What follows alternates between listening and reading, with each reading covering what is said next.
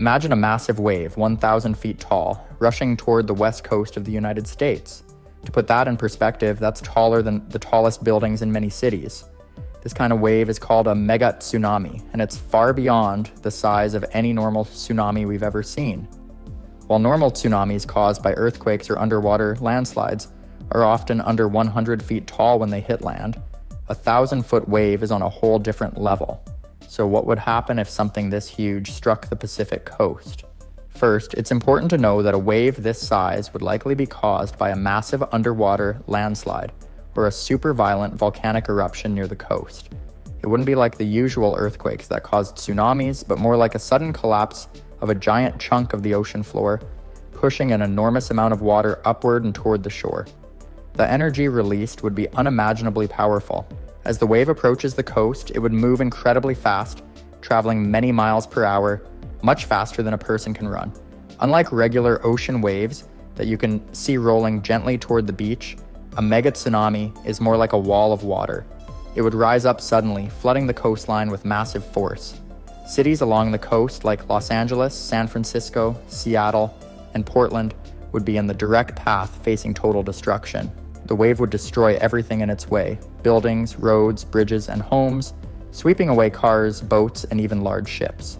Because it's so tall, the water would reach far inland, flooding many miles from the coast.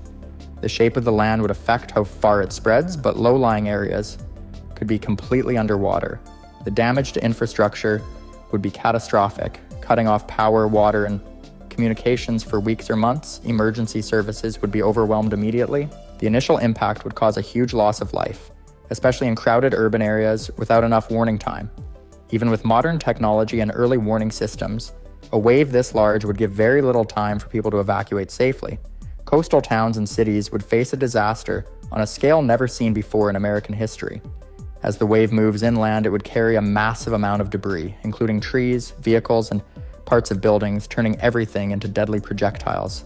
The destruction wouldn't be just from the water, but also from the force of all this debris crashing into structures and people. After the first rush, there would likely be smaller waves following, continuing to cause damage and flooding. Overall, a 1,000-foot wave hitting the west coast would be a nightmare scenario. The sheer force, speed, and height of the water would overwhelm everything in its path. But this is just the beginning. What happens after the wave hits? The long-term effects on the environment, people, and cities would be just as devastating. After the initial wave crashes onto the shore, the damage would only start to reveal itself more clearly. The immediate flooding would begin to recede, but what's left behind would be a landscape completely transformed.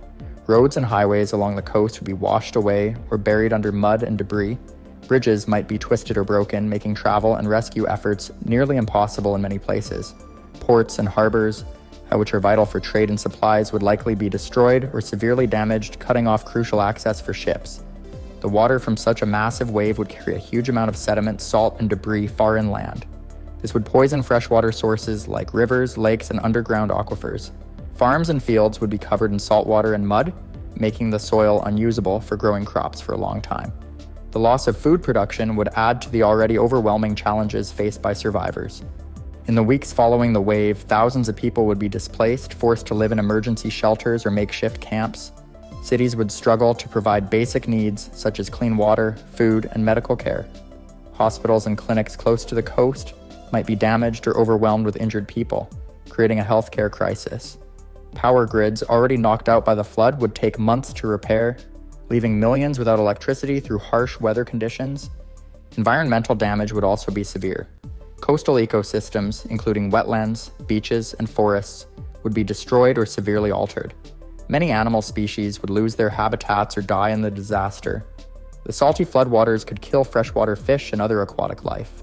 Toxic chemicals and oil from damaged factories, storage tanks, and vehicles could leak into the environment, causing pollution and long-term health hazards for people and wildlife.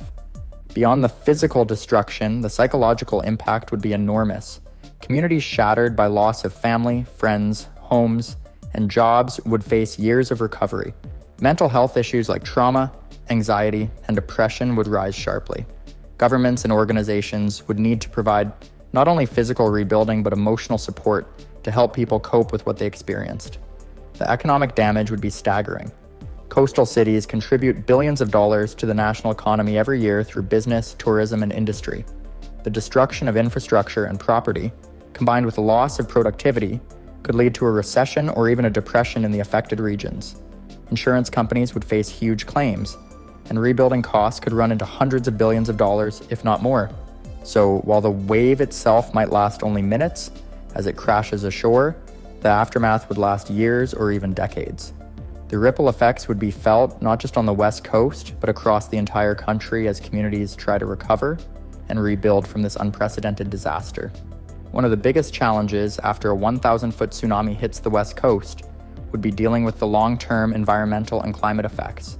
When such a massive amount of seawater floods inland, it doesn't just vanish quickly. Saltwater can linger in the soil and groundwater for months or even years, making it very hard to restore farms and natural vegetation. This would cause food shortages and threaten the livelihoods of many people who depend on farming and fishing. The ocean itself would also change in the days and weeks after the wave. The force of the tsunami would stir up the ocean floor, lifting sediment and possibly toxic substances like heavy metals and chemicals trapped in the seabed. This pollution could harm marine life far from the coast, disrupting entire ecosystems. Coral reefs, fish populations, and marine mammals would face serious threats, affecting both biodiversity and fishing industries that communities rely on for food and income. In addition to environmental damage, the social and economic effects would keep spreading. Many small towns and communities along the coast would lose homes and businesses. Some might never fully recover or could even disappear if people move away to safer areas. This kind of disaster could cause a large shift in population, with many people relocating inland or to other states, changing the social fabric of the region. The government and emergency agencies would also face huge pressure. Rescue and relief operations would have to cover a massive area with millions of people affected. Roads and airports could be damaged, making it harder to get supplies and help to those in need. Coordinating efforts between federal, state, and local levels would be critical but very complicated. Planning for future disasters would likely change a lot after this event, with more focus on early warning systems and evacuation plans. On a broader scale, the global economy might feel some effects too. The west coast of the United States is home to major ports like Los Angeles, Seattle, and Portland. These ports handle a large part of the country's imports and exports. If they are damaged or closed for a long time, supply chains could be disrupted, causing shortages and price increases on goods across the United States and even worldwide. One final, often overlooked consequence would be the cultural and historical losses. Coastal cities have many important landmarks, museums, and heritage sites. Many of these could be damaged or lost forever. Preserving memories and history in the face of such a disaster would be a tough challenge for communities trying to rebuild their identity and spirit. The long road to recovery would not just be about fixing buildings and roads, but also about restoring hope and normal life for millions of people affected by a tsunami of this size. Looking further ahead, the rebuilding process after a 1,000-foot tsunami would take years, maybe even decades. Communities would need to rethink how they build near the coast to avoid the same kind of destruction in the future. That could mean stricter building codes, creating buffer zones with natural barriers like wetlands, and investing in better early warning systems to give people more time to evacuate. Urban planners and engineers would have to work together to design cities that can withstand or avoid the worst damage from future tsunamis. Insurance companies would also face huge challenges. With damage on this scale, many might struggle to pay out claims, and some people could find it difficult to get insurance for coastal properties afterward. This would affect the housing market and could change where people decide to live long term. Mental health would be another major concern. Surviving such a catastrophic event would leave many people with trauma, grief, and anxiety. Support systems, including counseling, community programs, and mental health services, would be crucial in helping survivors rebuild their lives emotionally as well as physically. In the bigger picture, this kind of disaster would likely change how the world thinks about natural risks. Governments and scientists might push for more international cooperation on monitoring earthquakes, volcanic activity, and ocean conditions that can lead to giant tsunamis. Investing in global early warning networks could save countless lives in the future. Schools and communities would also likely include more education about natural disasters and survival skills.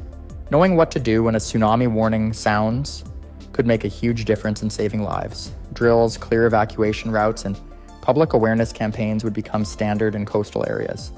Despite all the destruction and hardship, history shows that people often come together after disasters like this. Neighbors help neighbors, volunteers arrive from other states, and communities work hard to recover and rebuild stronger than before. Technology and science would also play a big role in improving disaster response and recovery efforts.